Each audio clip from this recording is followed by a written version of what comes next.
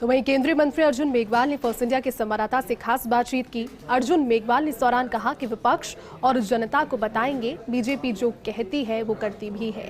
रुपए की हालत खराब है ऐसा नहीं है। एजेंसियां कह रही है कि भारतीय अर्थव्यवस्था मजबूत है। भारत दुनिया की तीसरी बड़ी अर्थव्यवस्था बनने जा रही है। क्या और कुछ कहा उन्होंने इस दौरान, चलिए आपको सुनाते हैं। देखिए, बेरोजगारी एक ऐसा मुद्दा था जिसको लेकर केंद्र सरकार पर लगातार निशाना साधा जा रहा था, लेकिन आज कहीं ना कहीं प्रधानमंत्री मोदी ने अपने ही अंदाज में एक मेगा रिक्रूटमेंट ड्राइव शुरू की है। 50 मंत्री देश के अलग अलग हिस्सों में और 75,000 से अधिक अपॉइंटमेंट देने की बात कही है। तो यहाँ पर केंद्रीय मंत्री हैं अर्जुन मेघवाल, कोर कमेटी की बातें भी करेंगे, लेकिन सबसे पहले इस विषय पर बात करते हैं। अर्जुन जी, निश्चित तौर पर जो एक बार बार सवाल उठ रहा था, तो क्या वाकई इससे कुछ चीज़ें ठीक होंगी या ये जो आंकड़ा है ये अभी भी ऊँट के मुँह में जीरा जैसा है? नहीं, सवाल ही गलत उठा रहे थे वो क्या कर रहे थे कि EPFO के डेटा ले रहे थे। प्रधानमंत्री मोदी जी ने कहा और लोकसभा के फ्लोर पे कहा कि इन्वेस्टमेंट आने के साथ साथ रोजगार के अवसर भी बढ़ते हैं। उन्होंने गिनती करके बताए रोजगार के आंकड़ों को लेकर के। अब उन्होंने कहा हर जगह EPF भी कटे। मतलब पारदर्शी सिस्टम मोदी जी के आने के बाद तेजी से बढ़ा है। और आज तो उन्होंने ये एकदम पारदर्शी सिस्टम कर दिया कि हम हर महीने रोजगार मेला जैसा कार्यक्रम करेंगे। 50 अलग अलग स्थानों पे केंद्रीय मंत्री भी रहेंगे। फिजिकली वो नियुक्ति पत्र देंगे, बटन दबा करके मैं उनके मेल एड्रेस पे मेल कर दूंगा। तो अगर एक ही बटन से 75,000, 90,000, 1 लाख, किसी महीने 1 लाख से ज़्यादा, ऐसे करके हम हर महीने ऐसा प्रोग्राम करेंगे और साल भर में 10 लाख लोगों को रोजगार देंगे। तो सबके सामने आ गए ना। रोजगार पर बात हुई, महंगाई, जो कि आप वित्त मंत्री भी रहे हैं, महंगाई अभी भी इश्यू है। और डॉलर को लेकर जो बात हुई, निर्मला सीतारमण ने जो कहा उसका तो खैर मजाक भी बन गया, पूरी दुनिया में भी बन गया। डॉलर की बात कर रहे हो, आप किसकी? रुपए की बात कर। देखिए, ये देश की जो परिस्थितियाँ और संसार की जो परिस्थितियाँ बनी है, उसमें सबसे मजबूत कोई अर्थव्यवस्था है तो वो इंडियन इकोनॉमी है। वो हम नहीं बोल रहे हैं, इंटरनेशनल मॉनेटरी फंड बोल रहा है। जितने भी नेशनल और ये भी तो बोला जा रहा है कि हम बांग्लादेश से भी पीछे बहुत सारे मामलों में हो गए। बोल रहे हैं, ये विपक्ष बोल रहा है।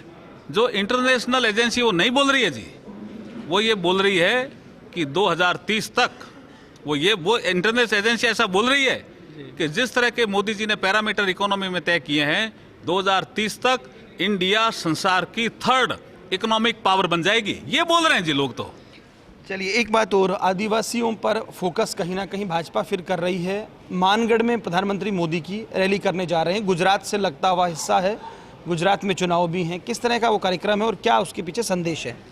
देखिए, हमारा मूल मंत्र है सबका साथ सबका विकास। इस मूल मंत्र में सब वर्ग आते हैं। मानगढ़ धाम वो स्थान है जहाँ 17 नवंबर 1913 को गोविंद गुरु के नेतृत्व में 1500 से अधिक भील समाज के लोगों ने बलिदान दिया था। तो क्या उसका गौरवगान नहीं होना चाहिए?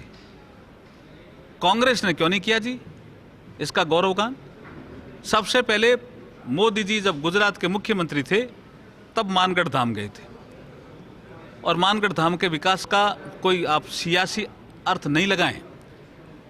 ये एक आज़ादी के अमृत महोत्सव के दौरान प्रधानमंत्री जी का एक मिशन है कि जो अनसंग हीरोज रह गए हैं, जिन्होंने आज़ादी की लड़ाई में महत्वपूर्ण योगदान दिया। तभी इतिहास में दर्ज है वो घटना, जलियांवाला बाग के समकक्ष माना जाता है उसको। निश्चित तौर पर कोर कमेटी के आप मेंबर हैं, बैठक हुई है, कल बड़ी चर्चा है, बहुत सारी बातें कैमरे पर नहीं होती, लेकिन एक बात निकल कर आई कि कुछ एक वरिष्ठ नेता ने कहा कि भाजपा में जो भाजपा के नेता हैं कुछ, वो अपनी ढपली अपना राग अलाप रहे हैं, अपनी अपनी यात्राएं निकाल रहे हैं, ये बंद होनी चाहिए। तो समन्वय और उसकी बात कही गई। इस बारे में हमारी पार्टी का जो अधिकृत बयान आएगा वही मान्य होगा।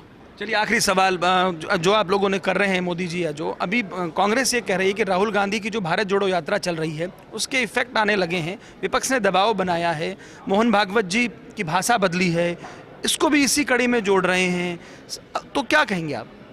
मैंने फिर कहा ना, हमारा मूल मंत्र ही सबका साथ सबका विकास है। हमारे इंद्रेश जी कब से काम कर रहे हैं। ये यात्रा तो अच्छा, फिर ये बताओ, भारत जुड़ा हुआ नहीं है क्या? ये यात्रा का नाम भारत जोड़ो क्यों रखा? शायद सांप्रदायिक सद्भाव का संदेश देने की कोशिश की जा रही होगी कि जिस तरह के भारत जोड़ो में इसमें क्या सांप्रदायिक सद्भाव की बात आ रही है? सांप्रदायिकता में हमारा मूल मंत्र जब ये है कि सबका साथ सबका विकास, और हर वर्ग तरक्की कर रहा है, हर वर्ग, कोई ऐसा वर्ग, डेटा बोल रहे हैं जी, अब उनको क्या करना है वो उनका काम है। अब मुझे नहीं लगता डेटा अपने सुविधा के अनुसार हो गए दोनों तरफ। नहीं, ऐसा नहीं है जी, डेटा बोल रहे हैं जी। तो देखिए अर्जुन मेघवाल जिन्होंने बहुत सारे मुद्दों पर बातचीत की, इस ड्राइव को बेहतरीन बताया, रोजगार मिलेंगे, भारत जोड़ो यात्रा को लेकर भी उन्होंने चुटकी ली कि अभी वक्त कांग्रेस जोड़ो यात्रा का होना चाहिए। कैमरा पर्सन गुलाम रसूल के साथ Lakshman Raghav, first India news, Bikaner.